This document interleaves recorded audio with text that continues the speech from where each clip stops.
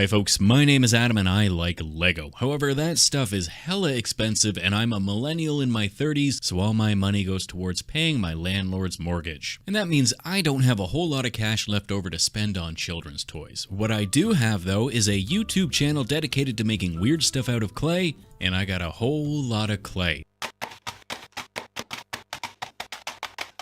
So why not make my own Lego, but like weird, obviously. Now for those that don't know, this is the Humbo Lego minifig and he's what I'm going to be making today.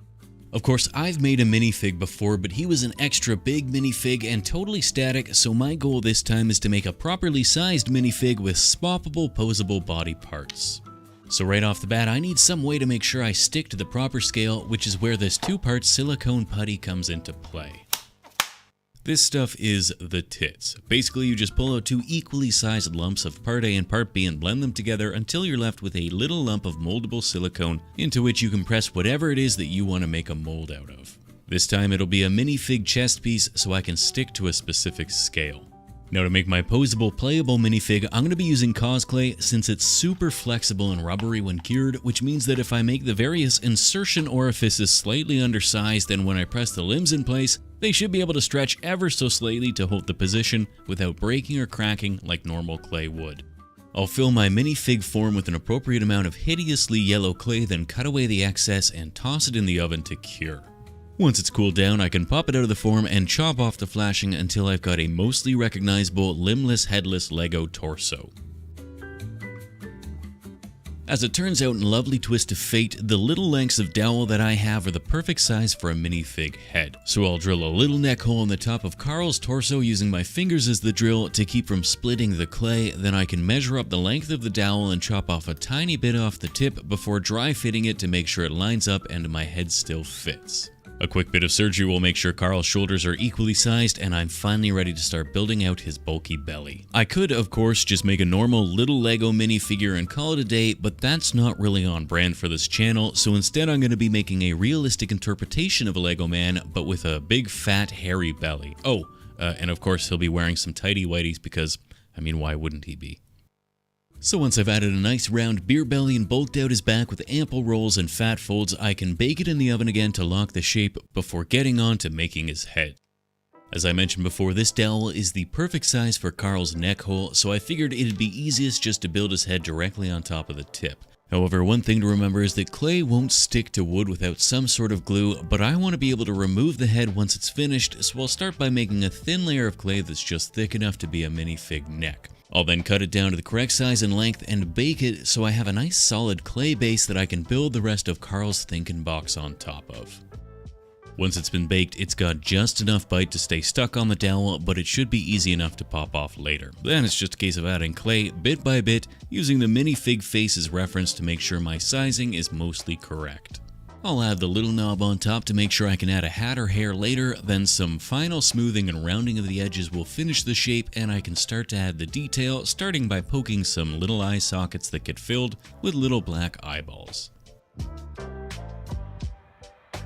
Some gentle poking with the rounded edge of a silicone shaper will help give Carl some much needed expressiveness around his eyes, and I can start to add his happy little smile. If Carl looks extra sweaty here, it's because I'm using a tiny bit of Vaseline on the tip of my tool to help smooth the clay. Also, there's a heat wave where I live and Carl doesn't exactly have a body built for warm weather, so it's possible that some of the moisture is his body trying to cool down.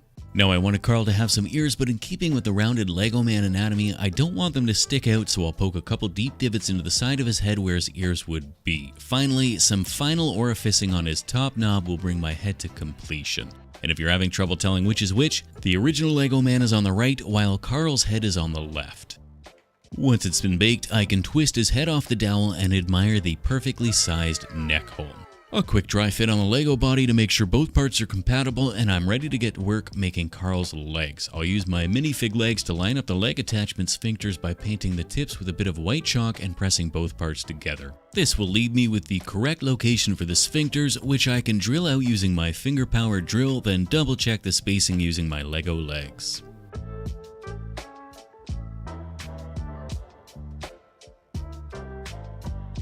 To make Carl's legs, I made another silicone mold but of the front of the minifig legs, which I'll then cut down into the individual legs and drill out a couple mounting holes on the sides. I know the legs will be the most awkward part to make movable since the connection points will be very thin and flimsy, so I'm going to try to make his crotchal region out of tongue depressors.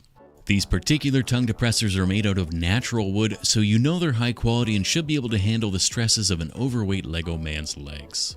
I'll cut the tip off the stick, then drill a little hole in the center so I can fit my leg through and mark out the proper size for his crotch. I'll then cut away the excess and try and force the leg back through the hole, making sure to snap the centerpiece in half.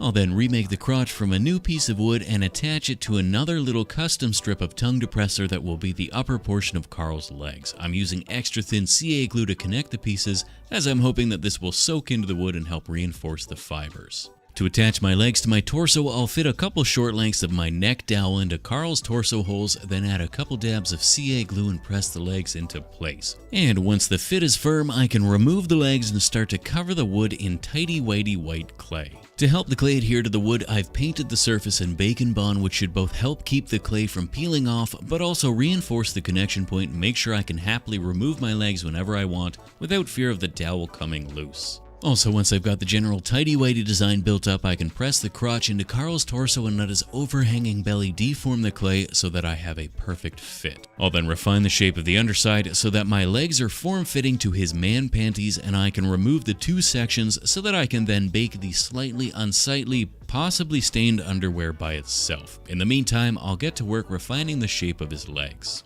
I'll remove some of the sharper edges, then chop his foot off so I can replace it with a slightly more natural looking lump of clay that will be his eventual single toe. I'll then drill a hole in the back of his leg for the ever important Lego man back of the leg sphincter, before adding some slightly wonky knees to make his legs look a little more leg-like. I can't add much detail to the tops of his legs since they need to conform to the shape of his tighty-whities, but I can add a lot of detail to his single big toe. Now, for those unaware of Lego anatomy, your standard minifig doesn't have toes, rather they have a single big toe dead center of the foot.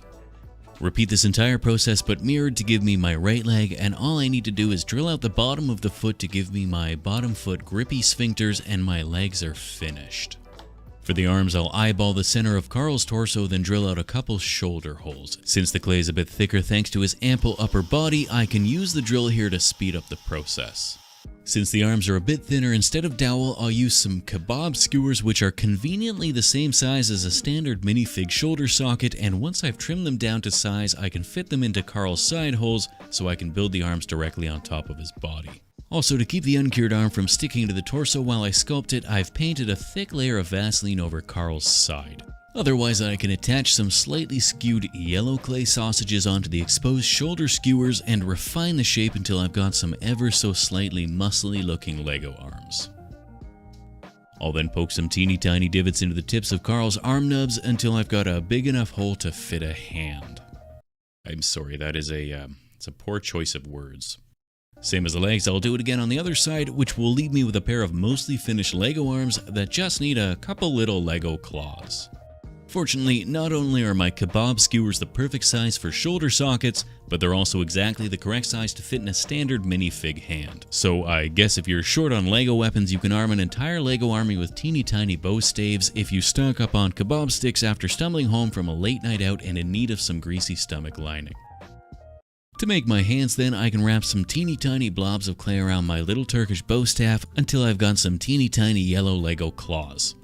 I'll use my minifig hand for reference to get the shape and size correct, then same as the foot, I'll give my single fingers a single oversized nail, as well as plenty of wrinkles around the knuckles. I can then attach a couple cut to size toothpicks to the backs before wrapping them in a thin layer of yellow clay. Once they've been baked, they'll slide up and off the skewers so I can friction fit them into Carl's armholes. With that, I can sit back and admire my work.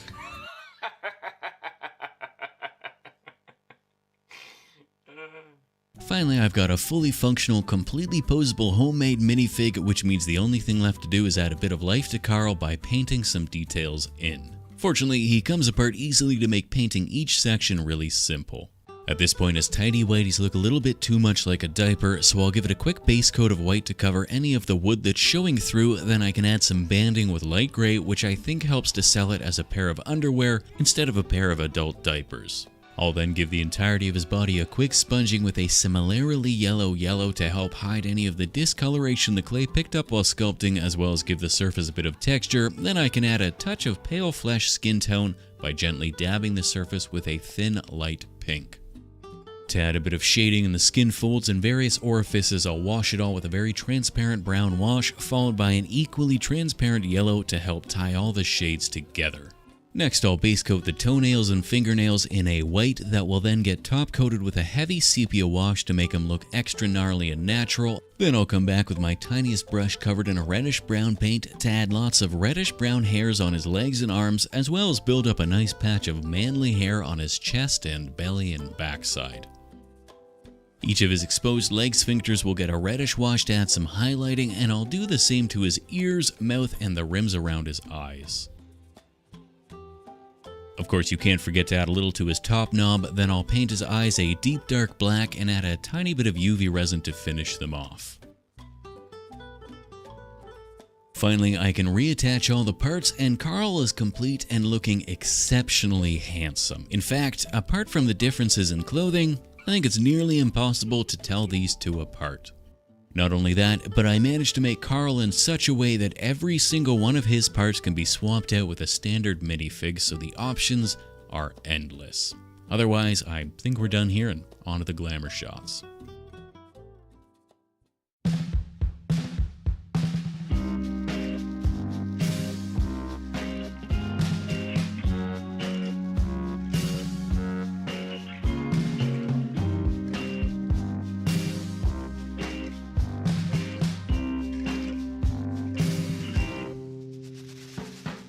As always, a huge thank you to the wonderful patrons of Patreon who continue to help me pay off someone else's mortgage. And a big hey, how are you to my newest patrons. 이 검의 이름은 은월검, 말 그대로 은빛의 달이라는 뜻을 가졌습니다. 내가 볼 땐 푸른빛인데. 아무튼 이건 검이지만 엄연히 주행이 가능한 카트바디입니다. 카트라이더 최초로 도검 위에 서서 주행하는 특징을 가지고 있죠.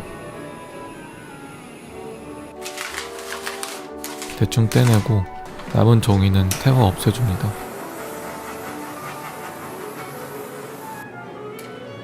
이런 식으로 드론 위에 장착해 줄 겁니다. 드론에 장착하려면 가장 중요한 것은 가볍게 만드는 것입니다. 최대한 얇으면서도 너무 얇아서 부러지지 않게, 맛있으면서 살이 안 찌는 것과 같은 애매한 상태로 만들어야 합니다. 하지만 그런 건 존재하지 않습니다.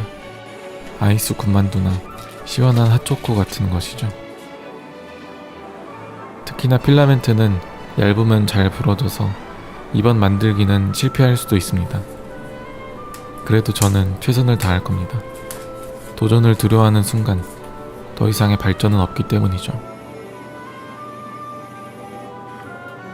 그것이 제가 도전하는 이유. 웃기시네. 광고비 때문이면서. 꼬잉. 자, 이렇게 드론 위에 올려줍니다. 검을 완전히 고정시키진 말고 이런 식으로 걸칠 수 있게만 해줍니다.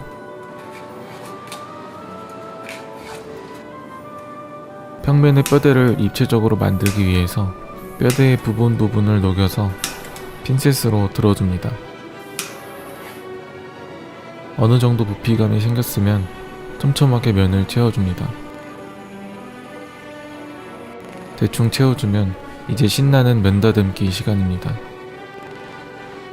면을 다듬는 순간만큼은 내가 사람이 아니라 마치 기계가 된 것처럼 생각하고 행동해야 합니다. 사람처럼 생각하게 되면 내가 이걸 왜 하고 있나, 끝나긴 하는 건가 등 쓸데없는 생각이 들기 때문입니다. 때로는 아무 생각 없이 멍 때리는 이른바 일멍을 할 필요가 있습니다. 저는 특히 학교 다닐 때 수업 시간에 멍을 잘 때렸는데요. 그래서 그런지 학교 다니면서 배운 게 하나도 생각나지 않습니다. 왜 학교에선 검 만드는 법을 가르쳐주지 않는 것일까요? 이렇게 재밌는데. 그라인더를 활용해서 칼날을 갈아줍니다. 나무 필라멘트는 그라인더에 잘 갈리는 편이라 얇은 면을 다듬기에 아주 좋았습니다. 미리 만들어 놓은 카트라이더 캐릭터 다오의 형체를 검 위에 임시로 고정시켜줍니다. 그리고 라이터로 살짝만 녹여서 팔다리를 구부려 포즈를 취해줍니다. 대충 이런 느낌으로 만들어줄 겁니다. 또잉 또잉. 지금은 평면인 상태지만 3D펜은 평면을 입체로 만들 수 있습니다. 머릿속으로 공간에 스케치를 하고 공간을 채우기만 하면 입체적인 피규어가 만들어집니다. 테스트할 겸 드론을 날려보았는데 앞뒤로 휘청거리는 것 같아서 무게중심을 맞추기 위해 냉장고에 있던 요구르트를 달아주었습니다. 뭐야? 요구르트 살지마! 좀 이따 촬영 끝나고 먹어야지. 맛있는 요구르트. 요구르트 빼라고 이 미친놈아. 다 됐다. 왜 이래? 100만원짜리 바이킹이다! 그래도 출력은 안 했네. 휴, 다행이다. 다행히 뭐가 다행이야. 내가 같이 만들려고 했지. 언제 100만원짜리 시세 만들려고 했냐. 당장 일을 못하면 3D펜 한 대 없어있잖아. 명심하겠습니다, 광고주님. 이번엔 절대로. 빨리 가서 자울이나 해. 예. 무게중심이 위에 있어서 그런 것 같으니 자세를 약간 낮춰주었습니다. 그랬더니 미친듯이 요동치다가 결국 추락했습니다. 또 왔다. 네가 그러고도 장님이야. 면목 없습니다, 마왕님. 아니, 광고주님. 문제점을 알았으니 이제 고칠 수 있습니다. 문제는 무게입니다. 너무 무겁습니다. 그래서 많은 고민을 한 끝에 포기를 하고 싶었지만 공지에 몰리면 돌파구를 찾으면 됩니다. 제가 생각한 돌파구는 포기하는 것. 테이프를 감아서 그 위에 뼈대를 만들어줍니다. 그러면 이렇게 똑 떨어져서 필라멘트를 적게 쓰고도 원하는 형태를 얻을 수 있게 됩니다.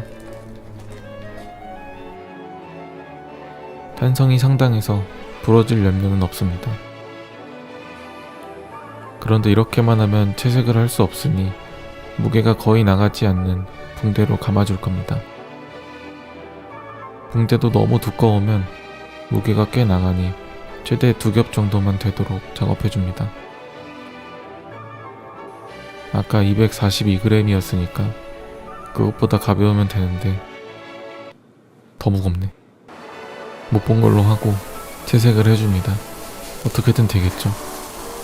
추락하면 좀 슬프긴 하겠지만 제 조정 실력이라면 가능성이 있습니다. 피부는 붓으로 조심조심 칠해줍니다. 눈도 칠하고 눈썹도 칠하고 검도 도색합니다. 싸구려 라카 같은 색으로 먼저 칠하고 묵직한 금속색으로 느낌을 내줍니다. 부분 아크릴 물감으로 꼼꼼하게 칠해주면 채색은 끝입니다. 이제 가운데 들어가는 보석을 만들기 위해 크리스탈 레진과 경화제를 비율에 맞게 섞어줍니다.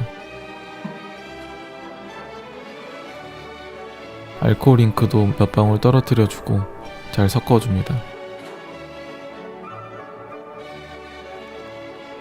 팔이 아플 정도로 섞어주다 보면 제 마음처럼 이렇게 투명해집니다. 24시간이 지나면 돌처럼 단단해지는데 이걸 깎아서 보석을 만들 겁니다. 보석 홈의 크기를 재서 레진 덩어리에 표시를 해두고 가공을 시작합니다. 가루 나오는 거 보이시나요?